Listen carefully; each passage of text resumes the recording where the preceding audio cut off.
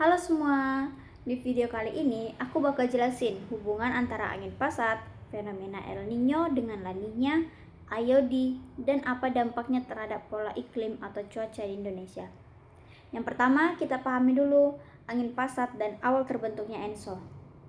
Angin pasat itu adalah angin yang bergerak dari arah timur ke arah barat di daerah tropis. Ketika angin pasat bertiup secara normal, air laut hangat terdorong ke arah Indonesia.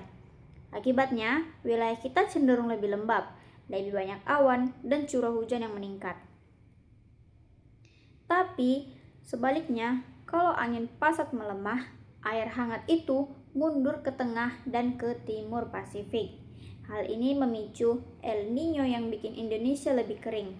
Sebaliknya, kalau angin pasat menguat lebih kuat dari biasanya, air hangat semakin banyak kumpul di Indonesia sehingga hujan meningkat. Inilah yang kita sebut dengan La Nina.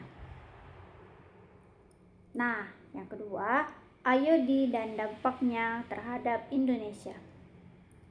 Selain ENSO di Pasifik, Indonesia juga dipengaruhi oleh fenomena IOD atau Indian Ocean Dipole yang terjadi di Samudra Hindia. Kalau IOD-nya positif, perairan dekat Indonesia jauh lebih dingin. Uap air berkurang dan kita lebih kering.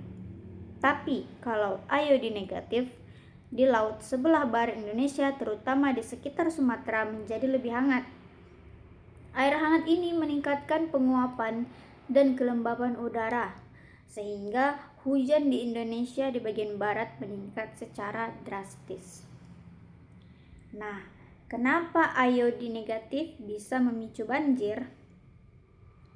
Bisa kita lihat ketika IOD negatif di udara di sekitar Sumatera menjadi super lembab.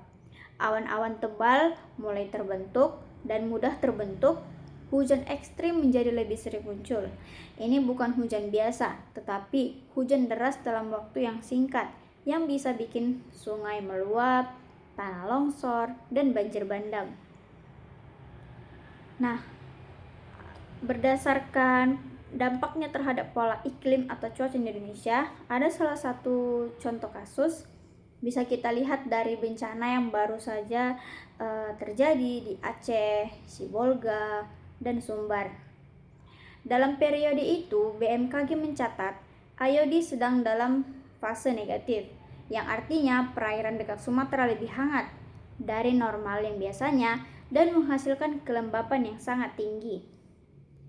Nah, kondisi atmosfer Indonesia Barat waktu itu juga lagi labil.